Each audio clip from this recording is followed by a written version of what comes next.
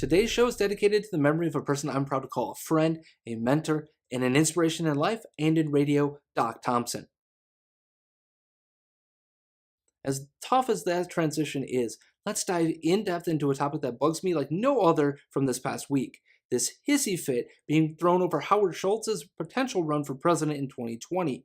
Conventional wisdom from the left and some on the right goes like this. Schultz would otherwise be a Democrat, and thus he's going to peel off their votes and get Trump elected once again. On the left, you've had this freak out. Don't help elect Trump, you egotistical billionaire. Go back to getting ratioed on Twitter. On the right, you've had these types of celebratory headlines. That conventional wisdom you just saw is complete and total bullcrap, and we talked a bit about it this past Monday on my Mojo 50 radio segment. But I want to dive deeper into the numbers discussed there and bring in some numbers that just didn't make the cut of that 2-minute segment. But first, let's address two polls that have come out since Monday's segment. Both the Democratic internal poll and one done by Morning Consult seem to suggest there's some traction for Schultz's candidacy, as he's polling at 17%, with Trump at 33% compared to 32% for Elizabeth Warren and 31% for Kamala Harris. On its face, that could seem troubling for a Democrat. But here's the rub. We don't elect our president by polls or the popular vote. We do, however, do this thing called the Electoral College, and when you consider how the math works in those scenarios, it becomes less worrisome for insert Democrat here, and much more worrisome for President Trump.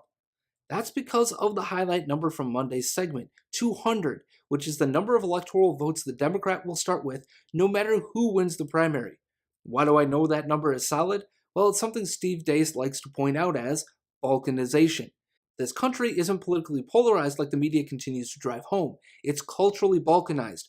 Whether you or I want to see it as such, there are two very different sets of cultures and values at play in today's United States of America. And that means those two cultures line up behind political parties, and a narrow sliver of people are left in the middle to flip from one side or the other.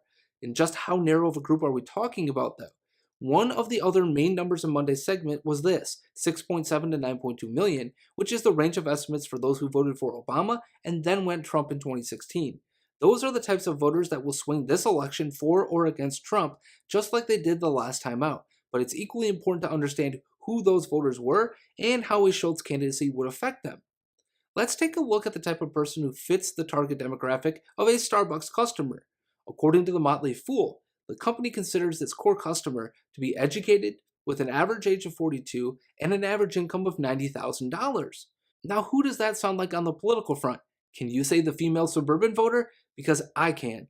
So what do the numbers tell us about the female voter first? Well, a recently done survey by ScottRasmussen.com points out 27% would vote for Trump in 2020 compared to 31% for third parties and 42% for insert Democrat here. Why are female suburban voters so vital? The causality between their breaking for Republicans and Republicans winning is astounding. In 2010, 14, and 16, Republicans won the demographic, won the election. 2018, Republicans lost that group and lost control of the House of Representatives. As for the math, it's nearly impossible to run accurate numbers since there's no official male-female demographic numbers counted on actual ballots. But we do know that there was a supposed 8% decline in the female vote for Republicans generally in 2018. Add that to the negative trend of the Scott Rasmussen poll, and tell me how the math adds up to anyone but Trump being hurt by a Schultz candidacy. Simply put, Trump can't lose female suburban voters and expect to win elections in states like Michigan, Ohio, Pennsylvania, and Wisconsin, especially considering how narrow the margins in most of those states were to begin with. The only swing state of the four mentioned earlier that could be a big challenge for the Democrats is Ohio, where the vote difference came out to 8.6% in favor of Trump, representing 8.3% of the electorate. What does that info tell us? It tells us that Trump's path to victory in 2016 was very narrow, and looking ahead, it also means any new candidate that appeals to his electorate hands the victory over to his opponent. I'll put it another way. Let's say all things hold equal to 2016's voter turnout. All it would take is 0.25% more Trump voters moving to Schultz over Hillary voters moving to Schultz, and Michigan flips from red to blue. There's no mental gymnastics or fantastical math needed to be done to imagine a scenario in which that happens. Same for states like Pennsylvania and Wisconsin. Ohio seems to be the wild card, but winning Michigan, Pennsylvania, and Wisconsin adds up to 46 electoral votes, and last time I checked, 46 is more than 18. Remember, the Democrats started with 200 electoral votes, thusly needing just 76 more to win in total. We're already at 46 of those 76, and we haven't even talked about the other supposed swing states.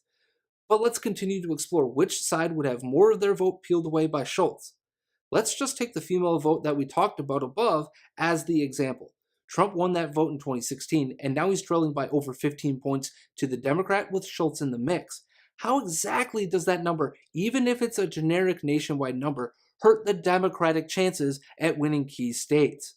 Let's take the most pessimistic outlook and suggest the breakdown in those key states is a 4% peel off of Trump voters from the female category, and all of them go to Schultz. Are we to also then believe that enough male votes would come in to replace all that was lost? That's not even taking into consideration the potential for the middle-of-the-road female suburban voter going from Trump all the way to insert Democrat here.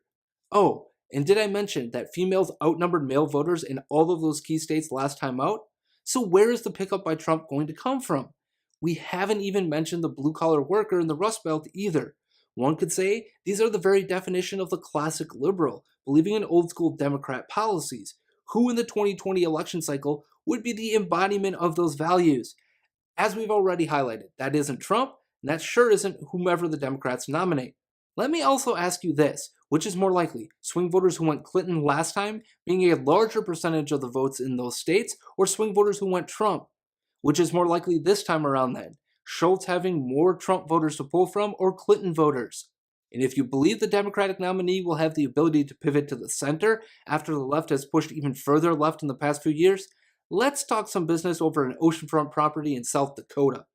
But let's go beyond that scenario, and let's say Trump is facing the reality of losing most of those critical states that he won last time. It then means he's got to peel off a few reliably Democratic outposts to win, and let's just say a state like New York is in play. In the 2016 election, Trump lost New York 59-36, or put another way, he lost by a score of 4.5 to 2.8 million votes. Now let's add Schultz into the mix, and let's say of that 7.7 million votes cast, he's got 20% a la Ross Perot. That would come up to just over 1.5 million votes for Schultz. So let's say 100% comes from the Democratic vote last time. That means insert Democrat here has 3 million votes. Trump pulled just 2.8 million votes last time out. So insert Democrat here still wins the state by over 200,000 votes. Now, let's make the split of Schultz voters 75% Democrat and 25% from Trump, which in a state like New York is maybe more likely. It would mean insert Democrat here gets 1.15 million votes taken away, and in the end, Trump still has a gap of nearly 1 million votes to make up. Do you see where the math is taking us? Trump still has no path to winning a state like New York or any other reliably Democratic state, even with Schultz in the mix. Now, all of this is subject to change depending on how Trump decides to frame his next year as president and how factors on the ground change. But as we stand here today, the actual math and figures add up to Trump, not insert Democrat here, being the one hurt by Schultz running. That truth hasn't stopped both sides from being in freakout mode, just from very different perspectives. And there's another factor at play here, hegemony. After all, if there's one thing both parties will always agree upon, it will be that the two-party system must not be broken up. Adding a third party or person to the mix would upset the power balance in DC, and they can't have that happen. So it's easy to see why the powers that be in the Democrat and Republican parties would be fighting facts with scare tactics to edge Schultz out of the race and give them an even playing field to work from. Remember that the next time you see or hear a story from either side of the aisle on Howard Schultz's run for president. Thanks to tuning into this edition of By the Numbers here on YouTube. Please hit the subscribe button so that you don't miss a single episode, and do me a favor this weekend. Pass this episode and channel off to one friend or family member that you think needs this in their lives.